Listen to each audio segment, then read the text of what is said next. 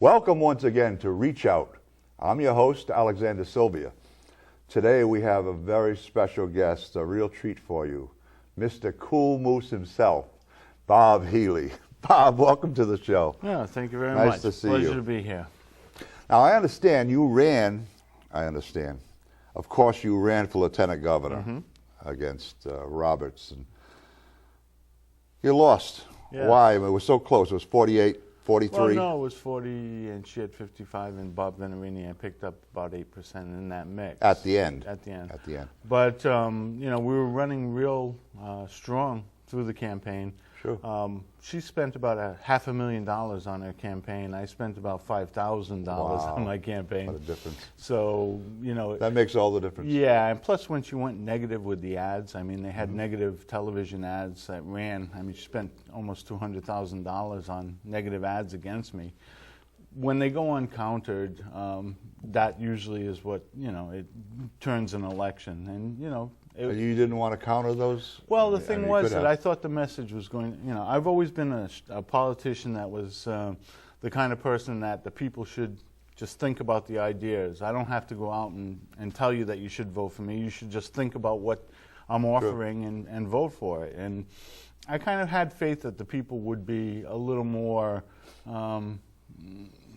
inclined to educate themselves about the race, to see what was being said here. And to be honest with you, from a business perspective, I'm looking to do away with the office. I was looking to do that by not taking a pay and not hiring a staff. That was your primary concern. And so why would I spend and I never take campaign contributions. So where she was spending $500,000 of other people's money, sure.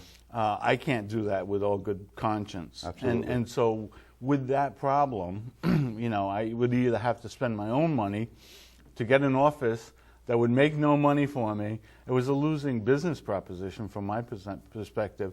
It was a win proposition for the people if they had elected me. What vote didn't you get? I mean, that you. Well, what happened was we did really well outside of the cities. Okay. We took a real beating in terms of Providence, Pawtucket, Woonsocket, Newport. Generally, those populations have a tendency to vote straight ticket, and that kind of really hurt my particular Basically, the ethnic vote. There's an ethnic vote, there's a lesser educated vote, all of those kind of things, yes. It sounds like typical Rhode Island politics. Well, as I said, if the people have chosen, they went to the voting booth, they made their choices. I offered them to get out of the rain, get in the car. If they don't want to get in the car, to stay out of the rain, let them get wet. Give them Barabbas is what I always look at. Yeah. What's next for Bob Healey? What's next for the Cool Moose Party? Well, I'm probably going to stay involved in politics in terms of writing about it and maybe helping candidates understand the system and things like that. I think that after 3 times running for lieutenant governor and after 3 times running for governor, if the people don't want me, and that's pretty much what I see. I mean, they may respect the ideas. I think that in some cases they're afraid of me. I mean, they're really afraid of what I offer them because it's real change. It's not this phony change and hope and all the stuff that people always want to buy into. Yeah, we pride ourselves. I'm real change. Yeah, we pride ourselves on being an educated state. Okay, because we've got some major universities here. Well, we have the means and the tools. I don't know whether we necessarily live up to our reputation. We're between New York and Boston. It's a hub. It is a great location for those kinds of. It has enormous potential, and it's untapped. It's like I guess Charles de Gaulle used to say about Brazil. You can say the same thing about Rhode Island. It's like a plane that's on a runway.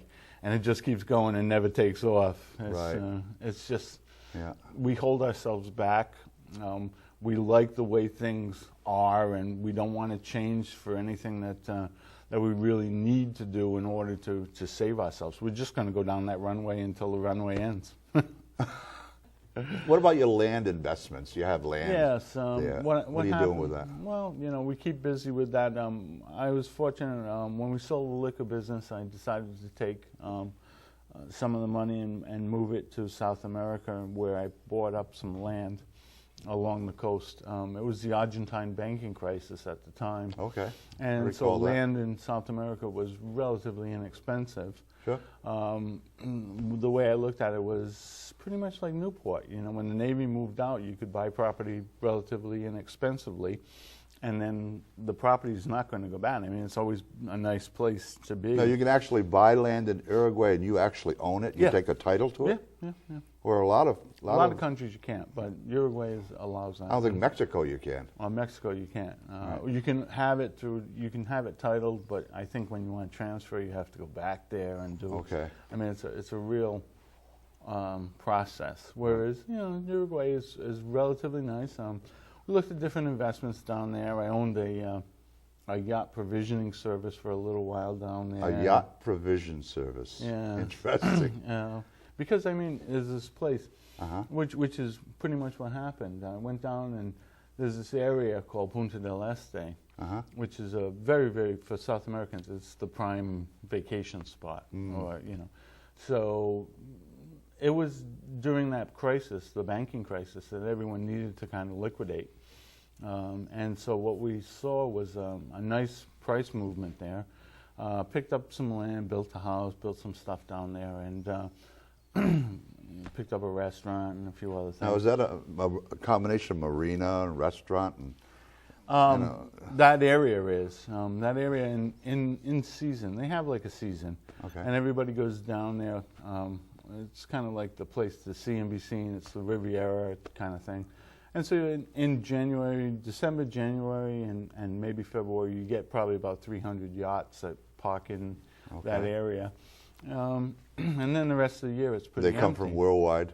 Yes. Much. It was surprising. I mean, I bought some land and then, in that area, and then all of a sudden it became, after I bought it, these people like Shakira and Heidi Klum and all these people, Martin Amos, they want to all come by and hang around in my neighborhood. Now, there's a rumor out there. I don't know if you know about the rumor. Rumors. I love rumors. That you own precious metal mines, silver, gold mines. How many do you own, Bob? I actually own no mines. You own no mines? No mines. Oh, my God. The thing is that there are some gold mines down there. And at one time I looked into it, and it's kind of interesting because I met a native Rhode Islander down there who was telling me that he's in the mining business or he picked up a couple of titles or deeds to some mines. Who was it? I won't tell anybody. Yeah. Yeah. No, I mean, it's kind of interesting. He was a Rhode Island political figure. We'll narrow it down that way. Wow. So it's a real delight talking to you. You're a very transparent person. Okay, this is the way politics should be. It's a shame that you did not win. Well, I think transparency should be Bob Transparency Healey.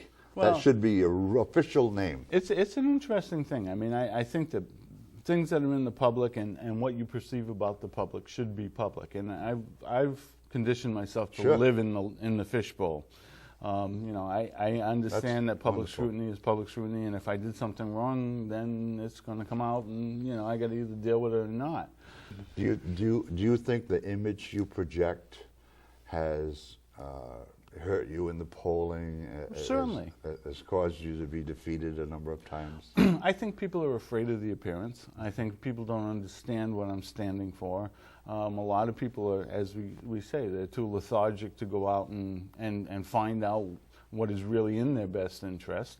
And so they just keep voting the same, ridiculously stupid tickets that they do. Sure. And you see the results, and then they complain about the results that they get. Exactly.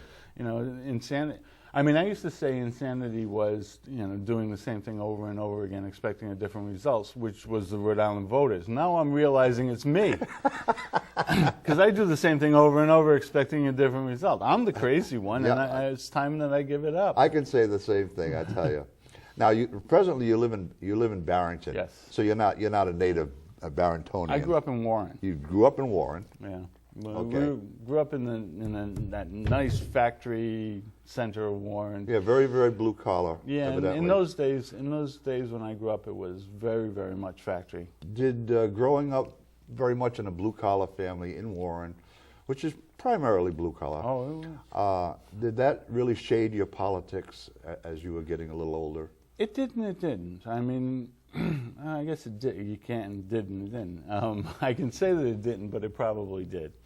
The reality is that it certainly impacts you to see people who, you know, are working every day to make ends meet. You know, that blue collar mentality that you have to go to work. I mean, my mother would get up, not feel well, but go to work because she felt that she had to do that. It was, you know, a working class mindset.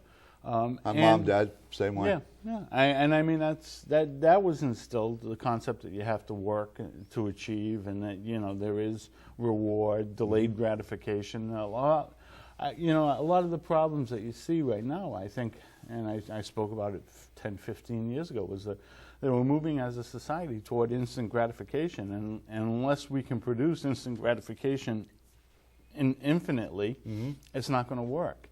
And it doesn't work. People have to know that you work for a reward. You have to do things slowly. You know, I mean, I've been playing politics for 30 years, looking for the reward that you know seems still inescapable. You know, they say three times is a charm. You should do the four times is a charm. Times. Well, you know, three times. I think that this particular race, there was an opportunity. I mean, I think the people understood. We had the mix. You were close. It was close, and I think that, to be honest with you, I think that the reaction that we're seeing now, with movements to giving that office some function, or taking you know, a position where we have to provide something for that office. People may not have liked me, or may not have fully understood what I was trying to do to save them $1 million a year. But now that you know, everybody's looking at it, everybody's looking at the budget. They're wondering why we have this office that has really no function. Yeah. And so, what is our debt right now? Do you recall? Oh, probably as close to the 400 or 500 million. 400 million. Yeah. Yes, that's unbelievable. Well, for it depends. A you see, the politicians always play games with debt. Sure. You know, they take money from rainy day funds, they take money from futures, they do this or that. No lock boxes. Yeah. I mean, if you want to be realistic, just consider yourself deeply in a hole. Sure. You've got a lot of debt out there. If you say, where are we in terms of an economy, we're debt-ridden. Does it mean we're not getting up every day and living? No, you know, that's a whole nother story. Yeah. Your budgets, you know, you say they're balanced, but is it really balanced if you have all this debt that you're compiling and moving backwards? It's just building up. Yeah. It's kicking the can down the road. That's a cliched way of saying it, but that's the way it is. Yeah, it probably is. Tell us about your law practice. Has all this political exposure increased your business or decreased your business? Well, you see, the problem I always had with my law practice was coming from a blue-collar town, and you know, it wasn't like I intended to go into this legal practice. What I ended up doing was going back. See, rich people can always afford an attorney, and poor people have access by legal services and public defenders. The people who really had nothing were the people in the middle, those working-class, blue-collar people.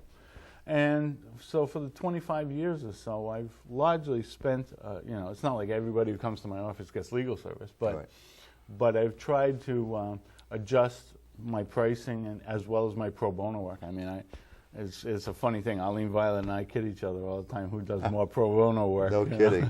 But, you know, I've had a career that's, you know, I would say I've given away probably millions of dollars of legal work. It's just, I never made money. Never made money over